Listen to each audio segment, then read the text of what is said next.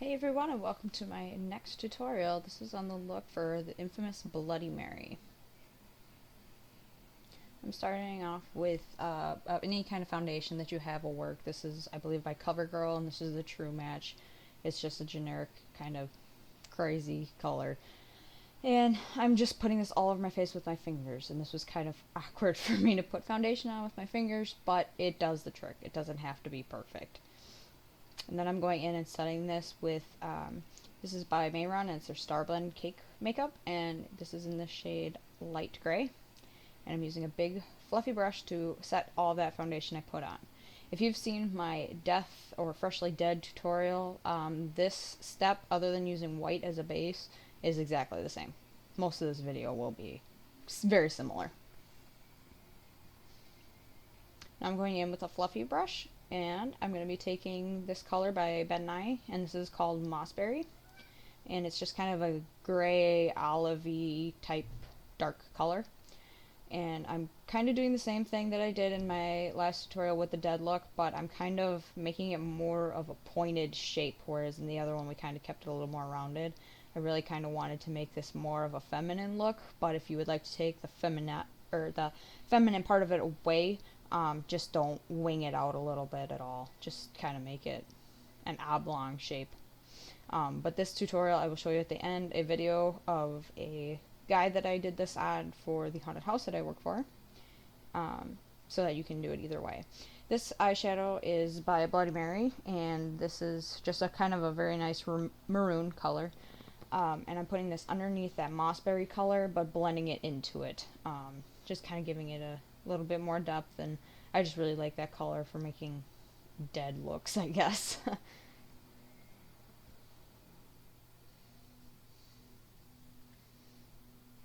And I'm just kind of darkening up the inner corners and the outer corners just to make your eyes look very sunken in and dark.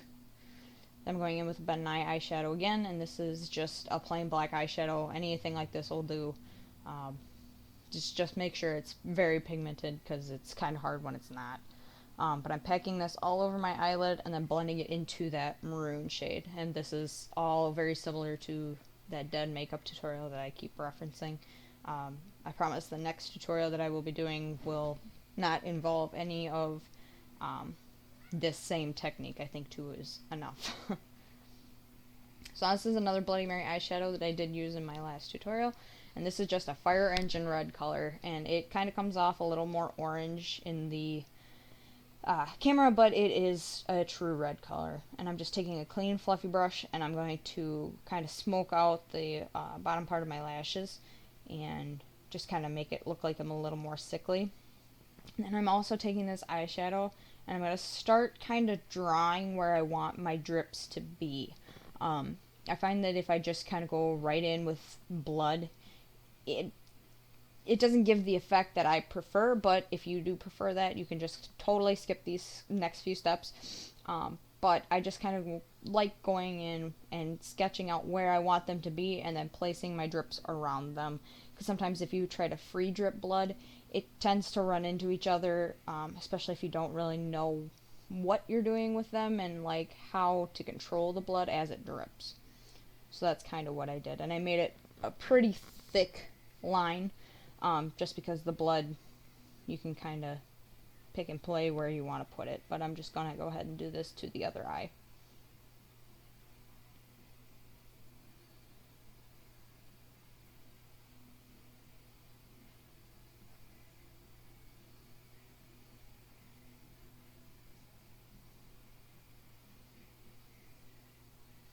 I just build up that color until it's something that I really am happy with. But so that's what the eyes should look like thus far.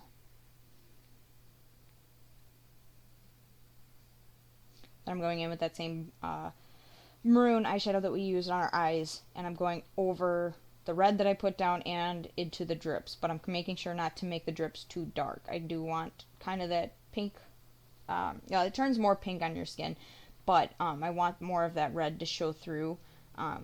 The effect that I find that doing this eyeshadow gives you is more of like when the blood was coming from your eyes, it was like acid, and it was really irritating the skin, and I kind of like the way that looks, but if you don't, then go ahead and keep skipping. By making sure to not really cover any of that red. I just want to add a little bit more depth into it. So that's what that maroon color had did on top of the red. And I'm taking another fluffy brush and that same Mossberry color that we used to begin with the eyes. And I'm just starting off with this for contouring. You don't have to use a fluffy brush for this. You can use, if you have a favorite contouring brush or a powder brush that you like using for contouring, go ahead and use it. This is just what I had. But I did kind of sketch out where I wanted my contours to be, and then I took a big fluffy brush and I just blended it out. But you most certainly can use just one brush for the whole thing. You don't have to do what I did. When I set up, I was kind of like, oh yeah, crap, I forgot one, but I'll make it work.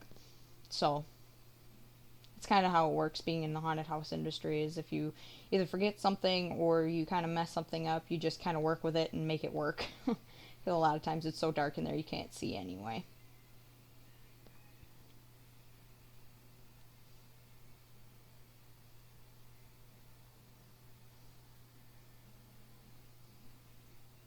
And I'm going in with that smaller brush. I would recommend a small brush to contour your nose and the inside of your chin, or I shouldn't say the inside of your chin, but the front part of your chin and your cupid's bow. I would definitely use a smaller brush like this for. But like I said, whatever works for you, you can definitely use and tweak whatever you want with this look. That's why I'm trying to start off my channel by showing you guys different looks that you can take from and add to, so that it fits your needs and what you're doing. I know once Halloween kind of stops, this is not really going to be some of the most watched videos, but even if you're just trying to like do a prank on somebody, doing something like this is absolutely hilarious. So now I'm going in with that same black eyeshadow, and all of the contours that I had, I am just going through and deepening them even more. But don't forget to go into your ears and around your hairline again.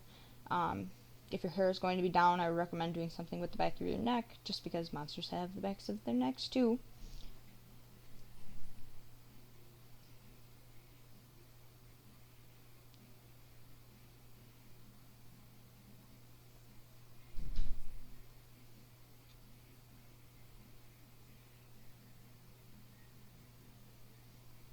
I'm keeping this black color a little bit more localized too.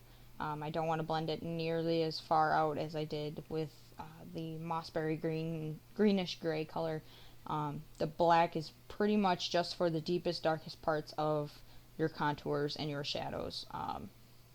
That's just kind of how they work with that. So now I'm going in with a black kohl liner. This is by Wet n Wild, and this is just their blackest black.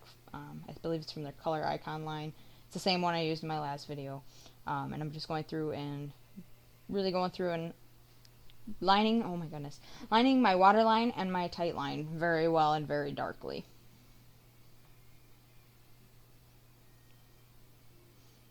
So then I'm going in, this is just a craft brush from the craft store, and I'm using that black eyeshadow, and I'm setting all of that, just the lower lash line. I'm setting whichever eyeliner I put down, and I'm just kind of smudging it out just so it gives it a little bit more depth.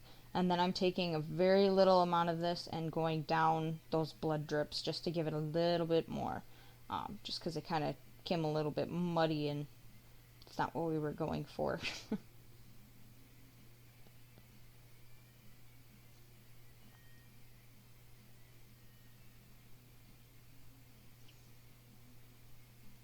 And then I'm going in with I believe this is with the fluffy brush that we had the red on, and I'm just kind of going through and just smudging the black just so it wasn't a solid line. And now this was the fun part in the blood. I kind of mixed these two up, but this is the blood that I'm using. This is by Bloody Mary, and I swear this is my favorite blood, and I will not use any other blood. I have had several different ones that they look wet when you put them on, but then they dry and they become pink. I've had ones where you put it on and it dries pretty decently, but as you wear it, it either cracks or it will just kind of peel off in one chunk. But this is wonderful stuff. It doesn't do any of that. So I'm just applying this with a Q-tip and just going down gently where those drips were that I made. And you can change how the drips are on your face. You can add more. I did end up where my eyeshadow drips were. I put a little bit more once I did blood. I did blood in between those drips just to kind of make it look like it was one continuous drip. But you can kind of, this is the fun part. And you can also kind of load up your Q-tip and just place the blood and let it drip. If you do that though, just make sure you stop it so that it doesn't drip farther than you want it to. And to stop it, all you do is take a Q-tip, a clean Q-tip, and just tap the bottom end of it. And if you still have too much blood that keeps dripping down, just take that same edge and just keep going up your drip so you kind of absorb most of what it is so it doesn't drip. So that's what the eyes look like, and that's it. That is the entire look. So now I'm just going to take my hair down, kind of fluff it up, and make it kind of crazy looking. If you're going to wear this out or for a long period of time, I would recommend hairspraying your hair, and I would probably tease it. My hair, like that, doesn't stay like that very long, so I would definitely tease it. You can also add color hairspray, and that'll give a little bit more of a different kind of effect. So this is the entire Bloody Mary look.